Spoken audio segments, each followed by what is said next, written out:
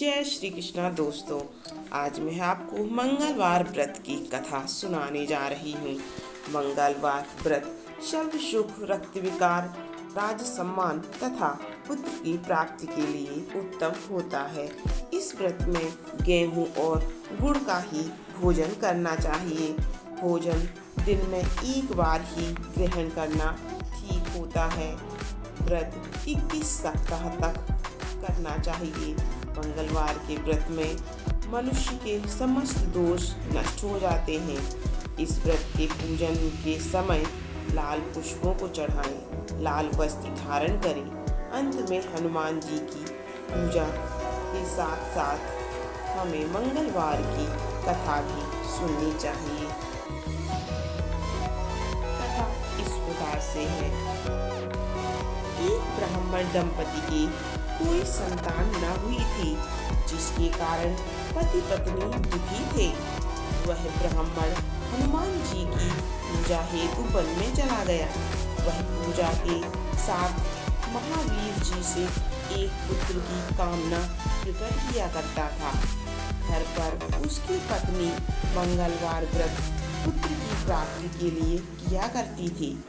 मंगल के दिन व्रत के अंत में भोजन बनाकर हनुमान जी को भोग लगाने के बाद वह स्वयं भोजन ग्रहण करती थी।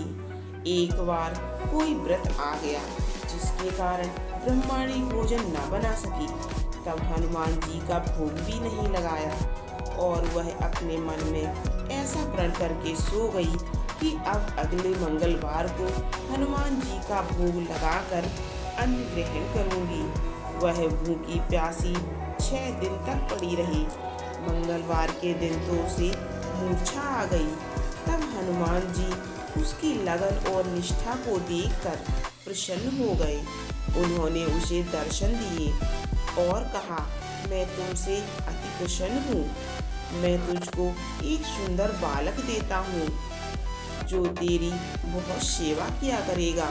हनुमान जी मंगलवार को बाल रूप में दर्शन देकर अंतर्ध्यान हो गए। सुंदर बालक पाकर ब्रह्माणी अति प्रसन्न हुई। ब्रह्माणी ने बालक का नाम मंगल रखा। कुछ समय पश्चात ब्राह्मण वन से लौटकर आया। प्रसन्न चित्त सुंदर बालक घर में क्रीड़ा करते देखकर वह ब्राह्मण पत्नी से बोला, यह बालक कौन है? पत्नी ने कहा, मंगलवार के व्रत से प्रसन्न हो हनुमान जी ने दर्शन दे दिए और ये बालक मुझे दिया है।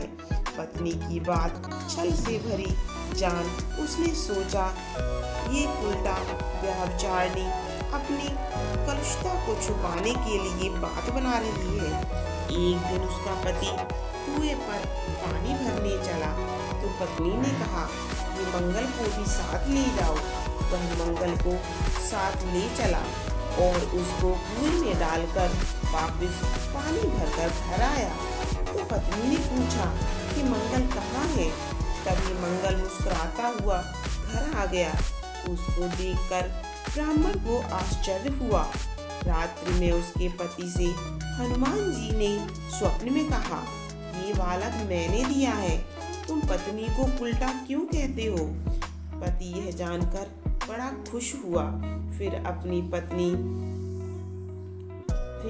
पति पत्नी मंगल का व्रत रख अपने जीवन को आनंद पूर्वक व्यतीत करने लगे।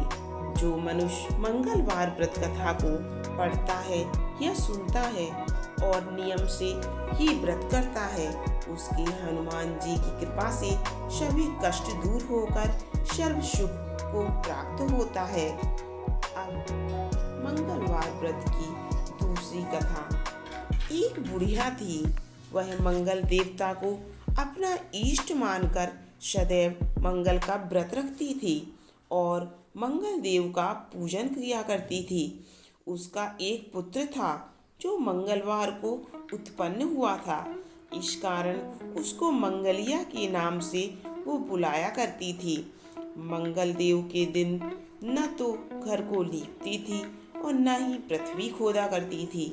एक दिन मंगल देवता उसकी श्रद्धा की परीक्षा लेने के लिए उसके घर में साधु का रूप बनाकर आए और द्वार पर आवाज दी, बुढ़िया ने कहा, महाराज क्या आज्ञा है?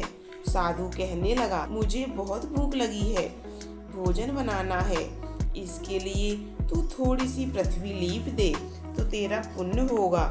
यह सुनकर बुढ़िया ने कहा, महाराज आज तो मंगलवार है, मेरा व्रत है, इसीलिए मैं चौका नहीं लगा सकती। कहो तो जल का छिड़काव कर दूं, उस पर भोजन बना लो।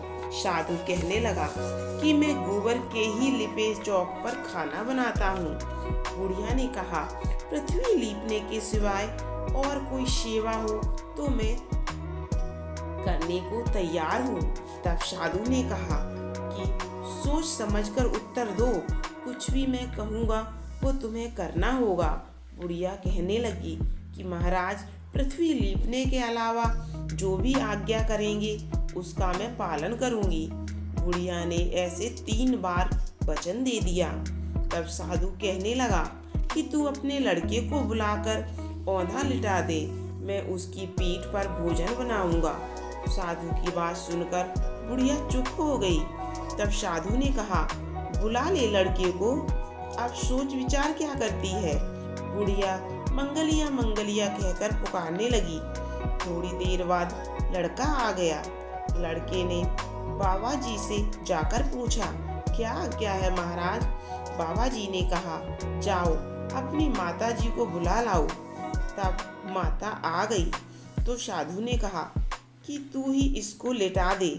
बुढ़िया ने मंगल देवता का स्मरण करते हुए लड़के को औंधा लिटा दिया और उसकी पीठ पर अंगीठी रख दी।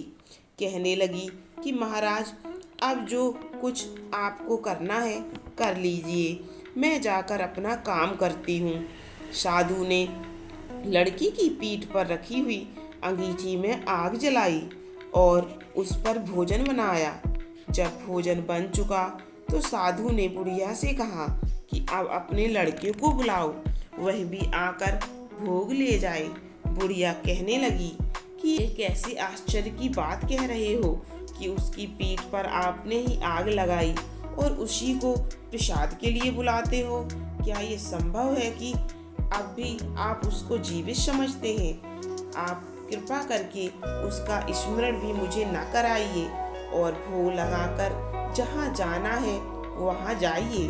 साधु के अत्यंत आग्रह करने पर बुढ़िया ने ज्यों ही मंगलिया कहकर आवाज लगाई, त्यों ही एक ओर से दौड़ता हुआ उसका बालक आ गया।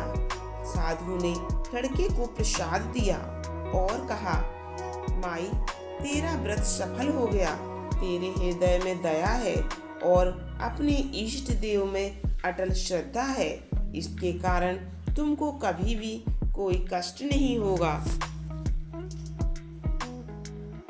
ऐसे ही जो भी हनुमान जी का व्रत तथा उनकी कथा को ध्यान से सुनता है, पढ़ता है, हनुमान जी उसकी भी मनोकामनाएं पूर्ण करते हैं। बोलो जय हनुमान, बोलो जय श्री राम।